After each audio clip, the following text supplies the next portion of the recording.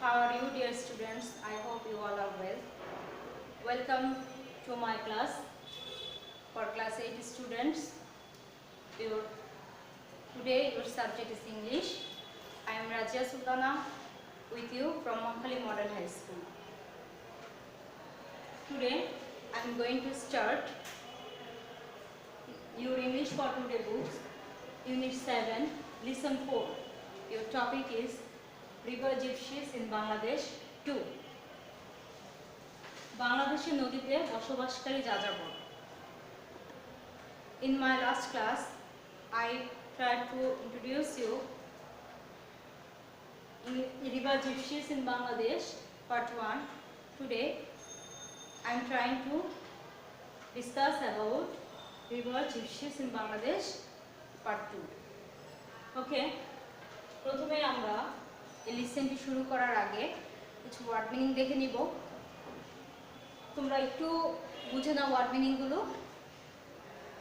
প্রথমে আমি লিখেছি এখানে র্যাপিডলি মানে দ্রুত বা দ্রুততার সাথে, কাস্টমার অর্থ ক্রেতা, প্রিভিয়াস মানে পুরনো বা আগের যেটি, ওয়াটারওয়ে জলপথ, শ্রিঙ্ক মানে সংকুচিত হওয়া বা কমে যাওয়া যে জিনিসটি, গ্লোবাল অর্থাৎ বৈশ্বিক সারা বিশ্বব্যাপী যেটা হয়ে থাকে, ক্লাইমেট জলবায়ু, র্যাপিডলি আনপ্রেডিক্টেবল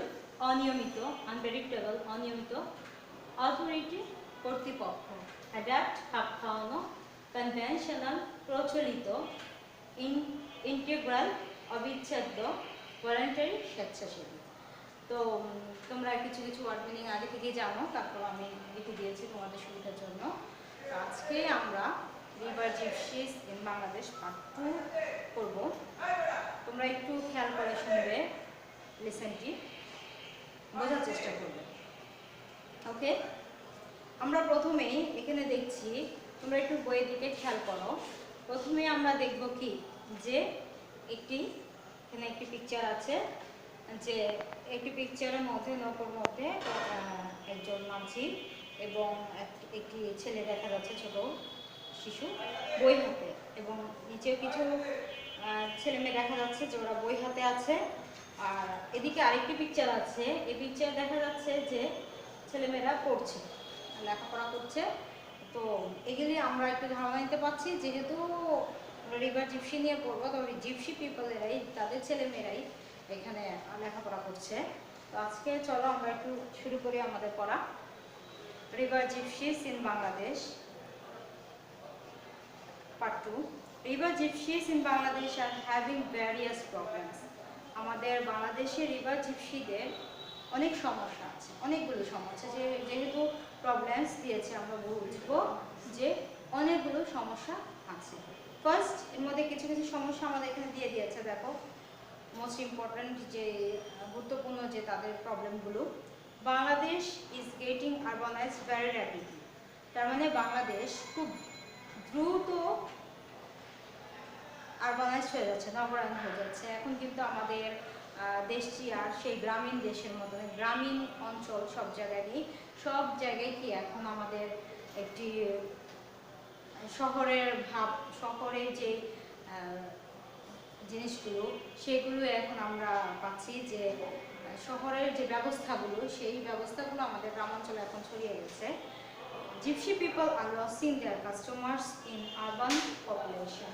জিপসি পিপলেরা, যারা এই যাযাবর শ্রেণীর মানুষেরা আছে, তারা তাদের যে কাস্টমার, ক্রেতা, সেগুলো দিনে দিনে হারিয়ে ফেলছে. যেহেতু আমরা গত ক্লাসে পড়েছিলাম কি যে আমাদের জিপসি পিপলেরা কীভাবে তাদের জীবনযাপন করে থাকে, জীবন ধারণ করে থাকে.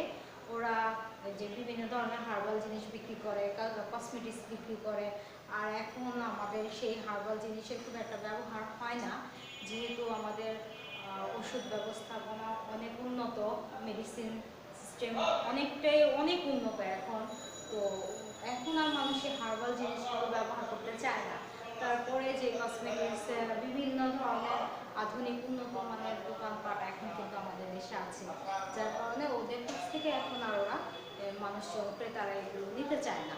তো এই জন্যই ওরা কী করছে, তাদের যে কাস্টমার এগুলো তারা হারিয়ে ফেলছে, hence their income is threaten. এছাড়া তাদের যে ইনকাম আয় সেটা এজন্যই হুমকির মুখোমুখি হয়ে যাচ্ছে, হুমকির মুখোমুখি হচ্ছে। আর সেকেন্ডলি দ্বিতীয়ত হচ্ছে 24,000 kilometers of previous waterways has shrunk into only 6,000 kilometers in the country in dry seasons. তাহলে আমাদের দেশের যে জলপথগুলো, ওয়াটারওয়ে আমরা এখানে দিয়েছি যে জলপথ, সেই জলপথগুলো কি হচ্ছে, 24,000 জলপথ এখন, যেটা আগে ছিল সেটা এখন সংকুচিত হয়ে 6,000 কিলোমিটার, 24,000 কিলোমিটার থেকে 6,000 কিলোমিটারে চলে এসেছে। এবং এটা আমাদের যে ড্রাই সিজন সেই সময়টা এরকম হয়ে থাকে। তাহলে scientist believe that Bangladesh will be worse affected by global climate change. এখন আমাদের বিজ্ঞানীরা বিশ্বাস করে যে বাংলাদেশ সবচেয়ে খারাপ পরিস্থিতিতে আছে, যে ক্লাইমেট চেঞ্জ জলবায়ু পরিবর্তনের ক্ষেত্রে সবচেয়ে খারাপ দিকে আছে বাংলাদেশ।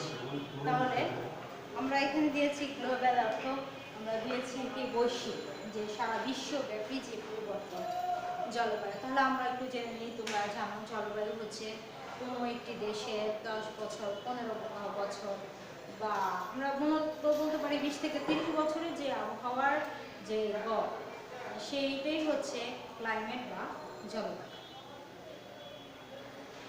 সেই জলবায়ু চেঞ্জের ক্ষেত্রে বাংলাদেশের প্রভাবটা সবচেয়ে খারাপ দিকে। The unpredictable rain and drying out of rivers have made boat movement heavily restricted. তাহলে আমরা দেখতে পাচ্ছি যে unpredictable rain and drying out of waters, যে আনপ্রেডিক্টেবল আমরা দিয়েছি অনিয়মিত বৃষ্টি, এবং ড্রাইং আউট অফ রিভার্স, এখানে ড্রাইং আউট অফ রিভার্স, নদী যে শুকিয়ে যাচ্ছে, এবং অনিয়মিত যে আমাদের বৃষ্টিপাত হচ্ছে, যে সিজনাল যে বৃষ্টিটা সেইভাবে আর হচ্ছে না, এখন বৃষ্টিটা এক এক সময়ে দেখা যাচ্ছে হয়ে যাচ্ছে। তো এই ধরনের বিভিন্ন কারণে have made boat movement heavily restricted, এবং এগুলো আমাদের যে নদী পথে যে চলাফেরা সেগুলোকে খুবই বাধাগ্রস্ত হচ্ছে। তাহলে আমরা দেখতে পাচ্ছি কি যে আমাদের নদীপথে যে চলাচলটা এটা বাধাগ্রস্ত হচ্ছে। Thirdly, many river gypsies are changing their lifestyle in the context of changed reality. আমরা তৃতীয়ত দেখতে পাচ্ছি যে রিভার জিপসি যাযাবর ওরা যারা আছে, তারা তাদের যে জীবন ধারণটা সেটা চেঞ্জ করতে চাচ্ছে। বর্তমানে যে বাস্তবতার দিকে মিল রেখে ওরা সেটা চেঞ্জ করে পরিবর্তন করে নিতে চাচ্ছে। কারণ আমরা দেখি কি যে যারা নাকি এই ধরনের কাজ করে গেছে তাদের ছেলেমেয়েরা এখন কিন্তু আর সেই কাজ করতে চায় না। ওরা চাচ্ছে যে আধুনিক যুগের সাথে তাল মিলিয়ে চলার জন্য, এবং এই কাজটাই ওরা করতে চাচ্ছে, তাদের জীবন ধারণ পদ্ধতি চেঞ্জ করছে। They are thinking of living permanently on land. তারা চাচ্ছে কি যে তারা চিন্তা করছে যে পার্মানেন্টভাবে কোথাও বসবাস করার, যে না আমরা আর যেখানে সেখানে বসবাস করব না, পার্মানেন্ট কোনো বাড়ি ঘর বাসা বাড়ি তারা তৈরি করতে যাচ্ছে। The authority feels that river gypsies need help to survive in the mainstream population. Authority আমাদের যে কর্তৃপক্ষ তারা মনে করছে যে রিভার জিপসিদের এই যে যাযাবর জাতি যারা আছে তাদের সাহায্য দরকার, তাদের যে মূলধারার মানুষের সাথে চলাফেরার জন্য তাদের কিছু সাহায্য দরকার। Therefore, the government is offering voting rights. এছাড়া আমাদের সরকার তাদের কি করছে, ভোটের যে অধিকার সেটা দিচ্ছে। Permanent housing and bank loan facilities, তাদের বাড়ি ঘর তৈরি করে দিচ্ছে, এবং বিভিন্ন ধরনের ব্যাংক লোনের যে সুবিধা সেই ব্যাংক লোনের সুবিধা দিচ্ছে। However, যাই হোক changes do not come overnight. আমরা জানি কি যে পরিবর্তনটা রাতারাতি চলে আসে না, কারণ পরিবর্তন কিছু একটা একটা সিস্টেমের পরিবর্তন হতে গেলে কি আমাদের সময় তো অবশ্যই লাগবে। তো জিপসি পিপলদের আমাদের মেইন স্ট্রিম পপুলেশনের সাথে মিলতেও কি সময় লাগবে। তারপরে যে প্যারাটি আছে আমরা দেখতে পাচ্ছি, দেখো, traditionally river gypsies are used out to water life. ঐতিহ্যগতভাবে কি ওরা এই নদী পথেই চলাফেরা করে থাকে, নদীতেই যে জীবনযাপন সেটাই ওরা করে থাকে, সেভাবেই তারা অভ্যস্ত। They have inherited from their forefathers necessary life skills to survive in waters। আসলে ওরা কি করে, ও ইনহেরিটেড মানে তারা যে জন্মগতভাবে যেটা পেয়ে এসেছে, তারা কিন্তু তাদের forefathers পূর্বপুরুষদের কাছ থেকেই তারা কিভাবে নদী পথে জলপথে চলাফেরা করতে হবে সেটা ওরা শিখে এসেছে। এইভাবেই ওরা তাদের প্রয়োজনে কিভাবে তাদের দক্ষতার সাথে কাজ করতে হবে সেটাই কিন্তু তারা শিখে এসেছে। They have no education and training to adapt to mainstream modern society. যাই হোক, তাদের কিন্তু দে হ্যাভ নো এডুকেশন, তাদের কিন্তু কোনো শিক্ষা নেই এবং তাদের কোনো ট্রেনিং নেই যে কিভাবে তারা মূলধারার আধুনিক মানুষদের সাথে চলাফেরা করবে, খাপ খাওয়াবে, এই ধরনের কোনো ট্রেনিং তাদের নেই। So the authority feels the need to bring them under formal education network. তাই আমাদের বাংলাদেশের গভর্নমেন্ট বা কর্তৃপক্ষ চেষ্টা করছে যে তাদের মনে হচ্ছে যে তাদের সাধারণ যে শিক্ষা ব্যবস্থা সেই শিক্ষা ব্যবস্থার আওতায় তাদের আনা উচিত এবং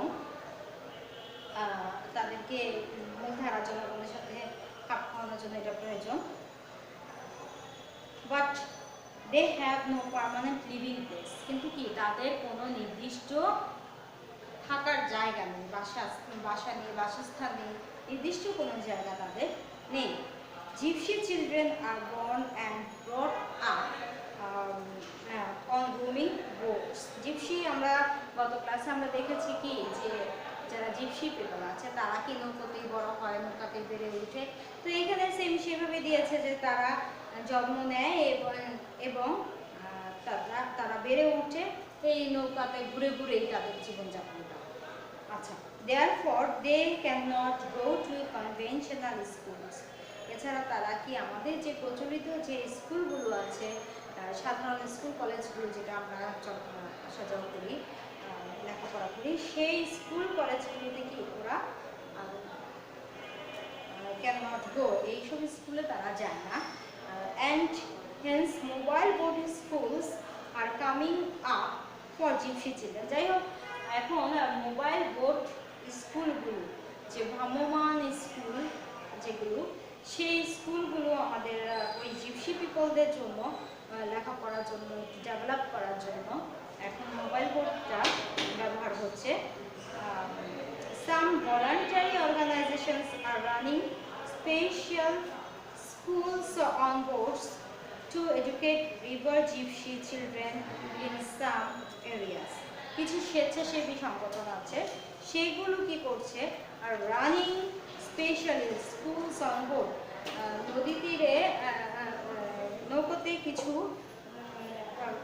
স্পেশাল বিশেষ স্কুলের ব্যবস্থা করছে, যে নৌকাতেই তারা ক্লাস নেবে, এ ধরনের কিছু একটা, to educate river gypsy children in some areas. কিছু এলাকায় যে জিপসি পিপলদেরকে তারা লেখাপড়া করানোর সুবিধার্থে মোবাইল বোট সিস্টেমটা চালু করেছে কিছু ভলান্টারি অর্গানাইজেশন। তাহলে আমরা আজকে দেখলাম যে আমাদের রিভার জিপসি পার্ট 2-তে কি দেখলাম, আমরা আবার একটু রিপিট করছি। যে দেখো, প্রথমে আমরা দেখলাম যে ওদের যে কিছু প্রবলেম আমাদের এখানে দিয়েছে, যে আমাদের জমিতে নদী পথটা কমে এসেছে এবং ওরা যে নদীতে থাকতো সেই জায়গাটা আস্তে আস্তে কি সংকুচিত হয়ে গিয়েছে এবং ওরা যেভাবে জীবনযাপন করছে সেই জীবনযাপনটা এখন আর ওরা করতে যাচ্ছে না, যেহেতু তাদের কাস্টমার কমে এসেছে। তাছাড়া কৃষকের ছেলে এখন আর কৃষক হতে চায় না, তারা চায় লেখাপড়া করে আরও বড় কিছু হবে।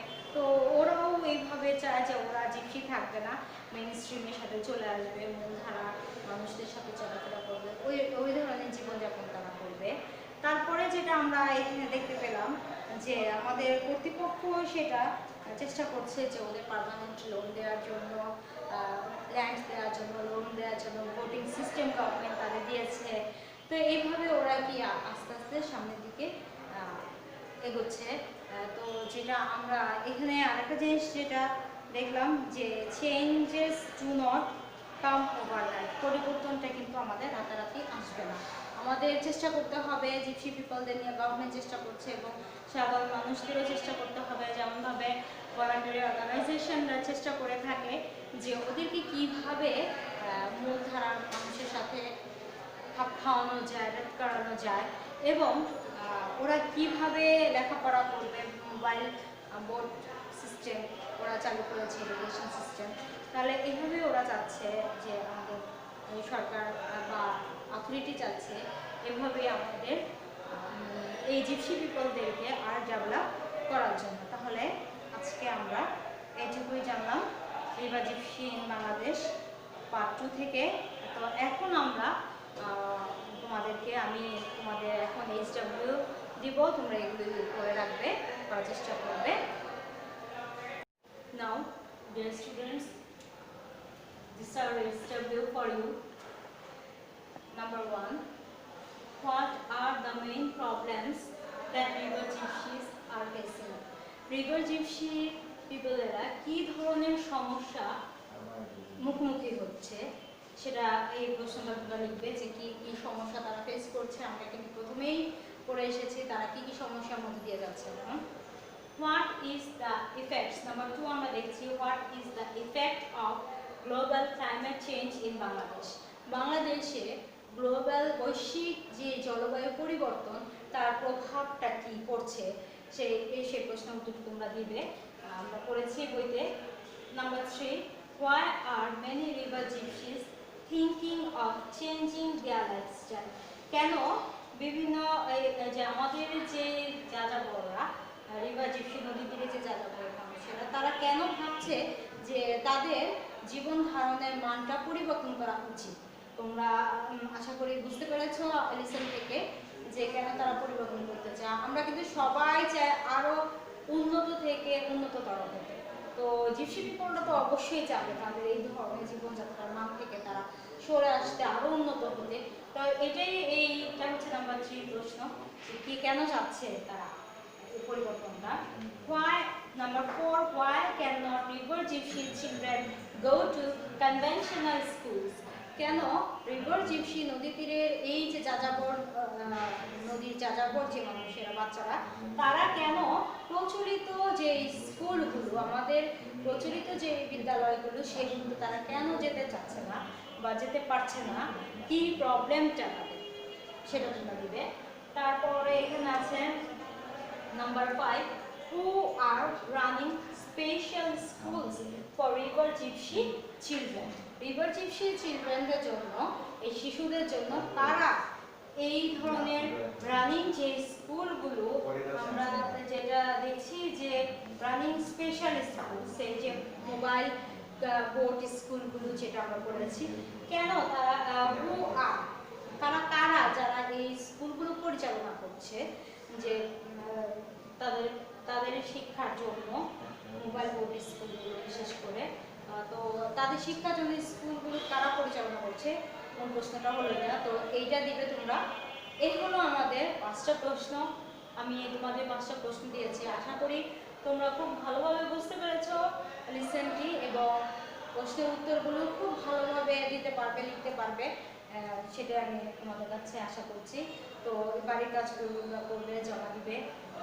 আমি আশা করতেছি যে তোমাদের আজকে লিসেনটা বুঝতে পেরেছো খুব ভালোভাবে এবং প্রবলেমগুলো আমাদের অবশ্যই জানানোর চেষ্টা করবে। আজকে আমার ক্লাস এখানে আমি শেষ করব।